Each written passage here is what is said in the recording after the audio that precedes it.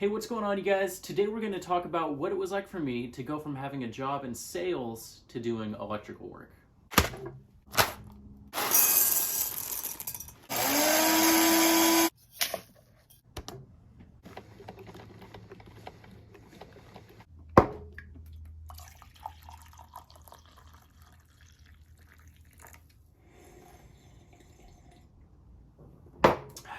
All right, well, hey, you guys, before I even get into the main topic of this video, I just want to say thank you so much because this channel is growing way faster than I ever expected.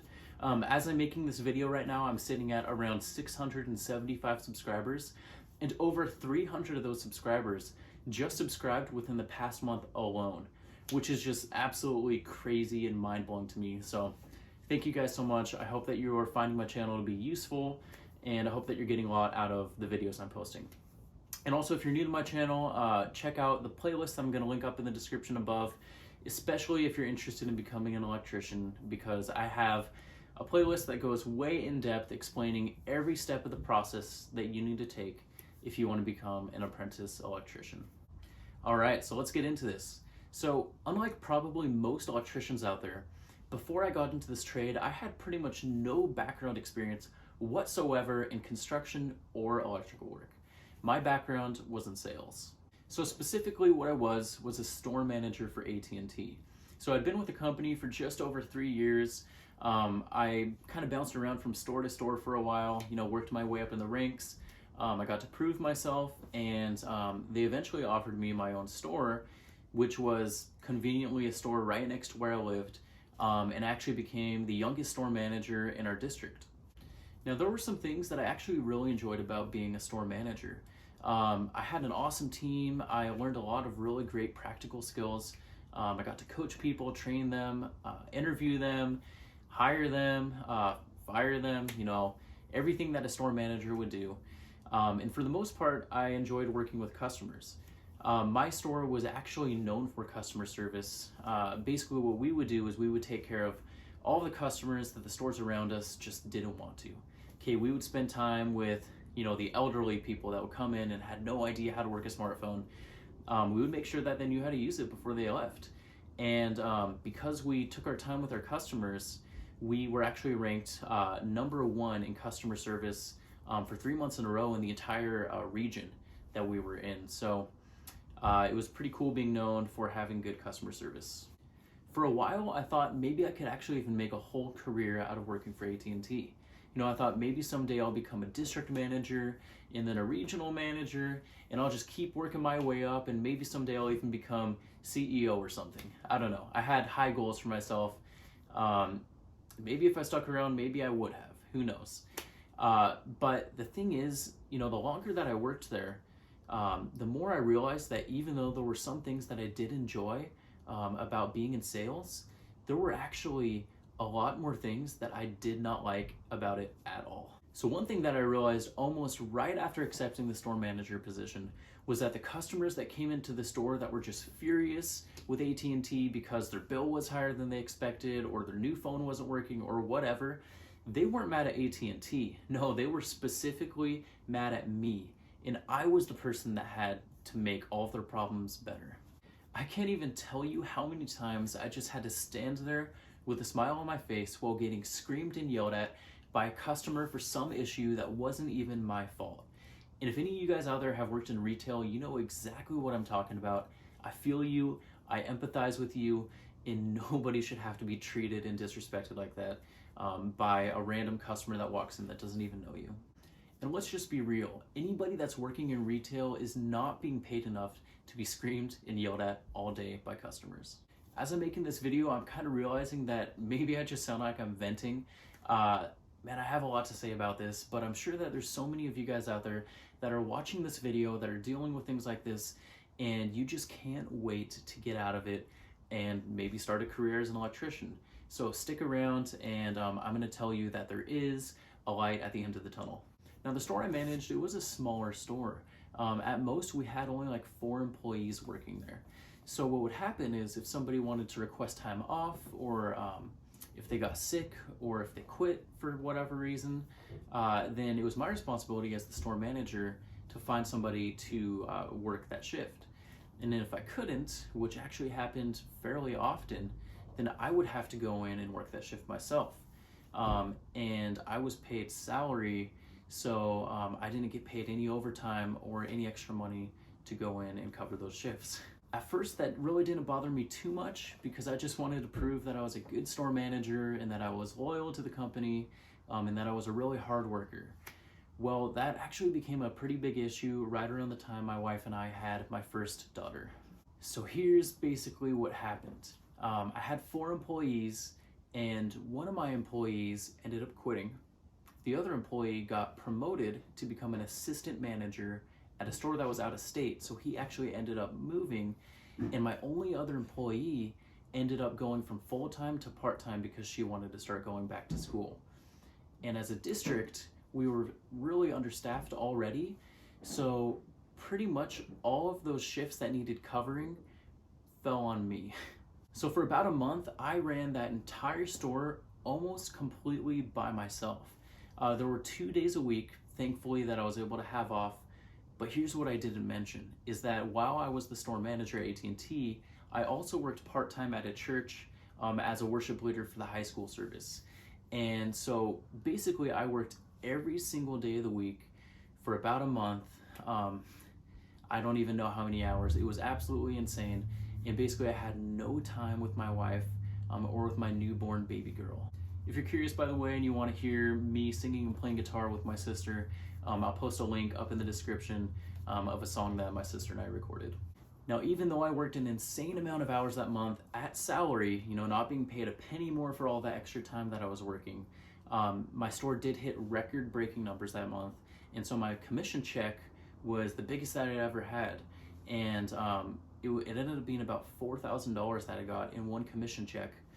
But here's the thing, commission is taxed very heavily, and with all of that work that I put in, I only got to keep about half of that commission check. Now eventually I ended up getting some really great employees, and things kind of got better for a little while, but still it was kind of like AT&T owned my soul. Okay, I was so just stressed out all the time, so busy, still coming in frequently to cover shifts when people wanted time off.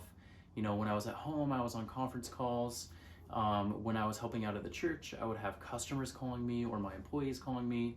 And when I was at AT&T, I'd be figuring out things for the church. So basically I was just nonstop, go for such a long time.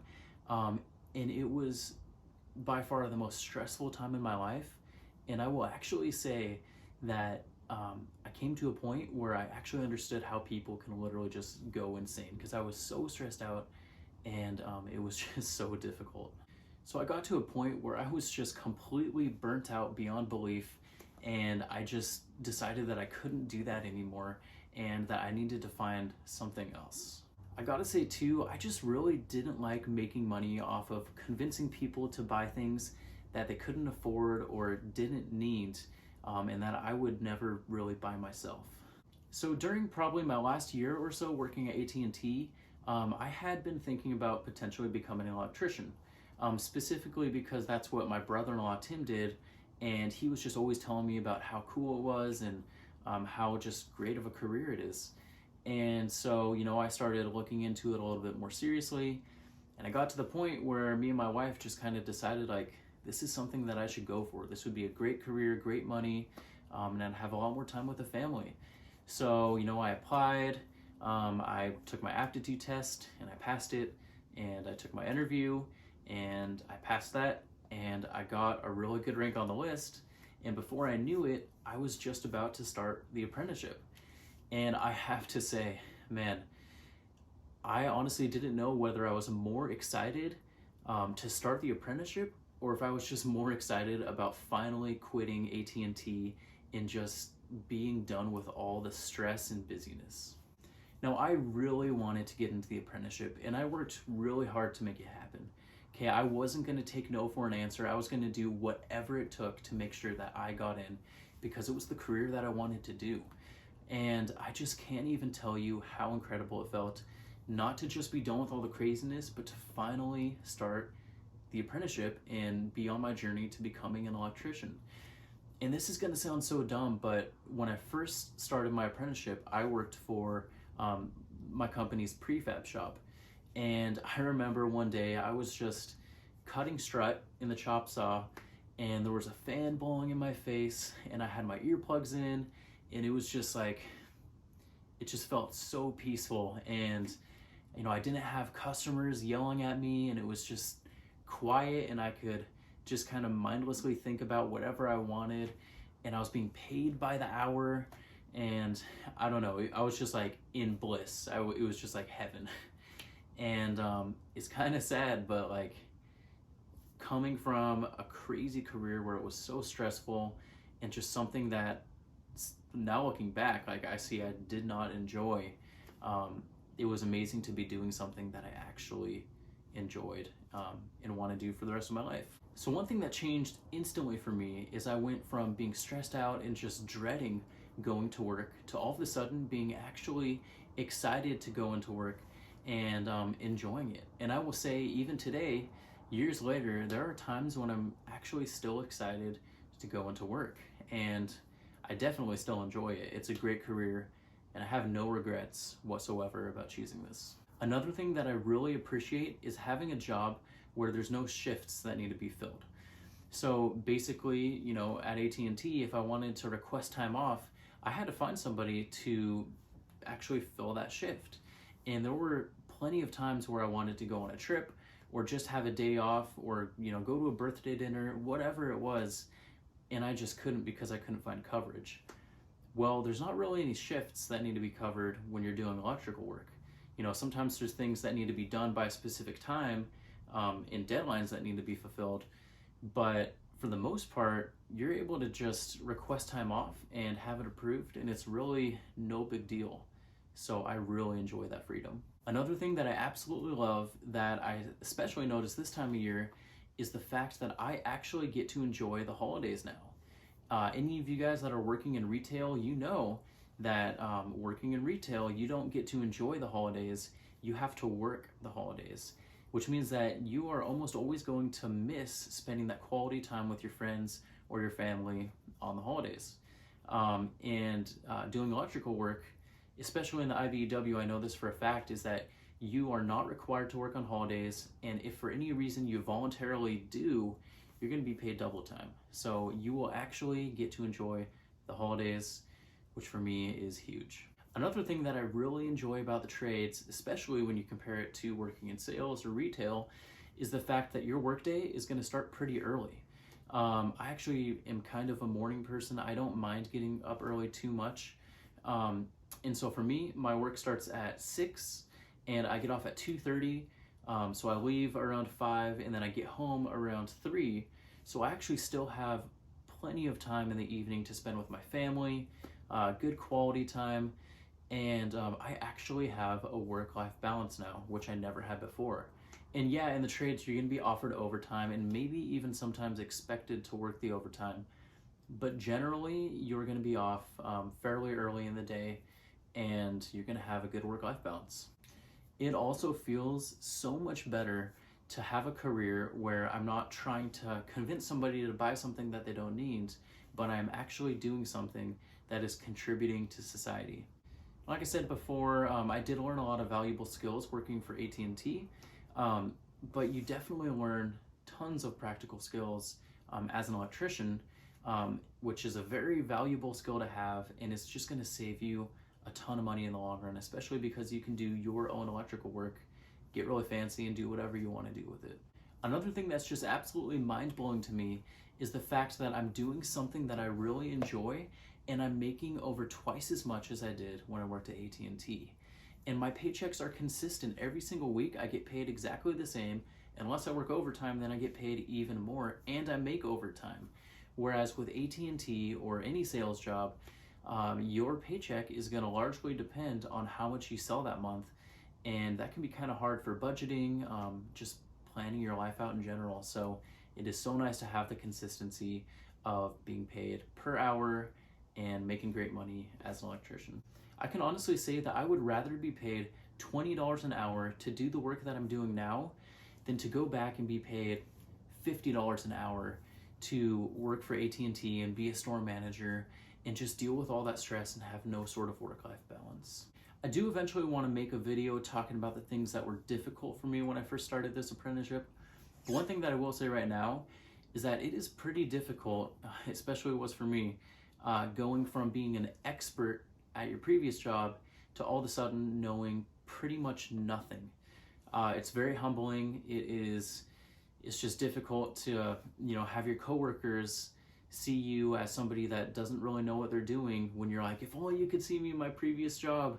I was the expert. I was the guy that everybody went to ask questions. It's humbling, but you will eventually get really good at electrical work. But there's a reason why the apprenticeship is 4 to 5 years. It takes a long time to learn this stuff. Now, if you're watching this right now and you are in a sales job, or you work retail, or you're just in a job that you really don't like or you hate, I empathize with you. I was there. I remember what it felt like.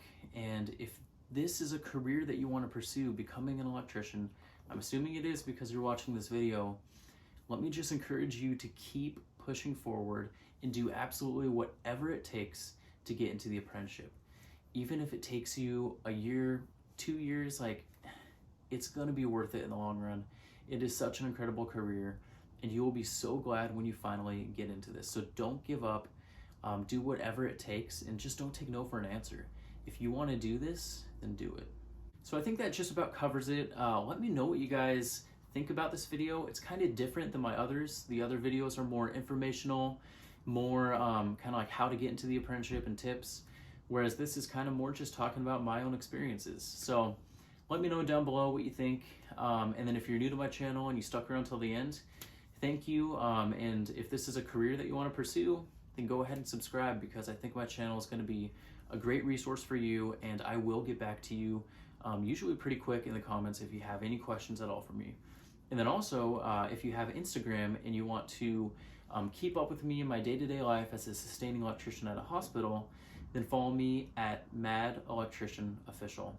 Thank you guys so much. You're incredible. I really appreciate you. Have a good one.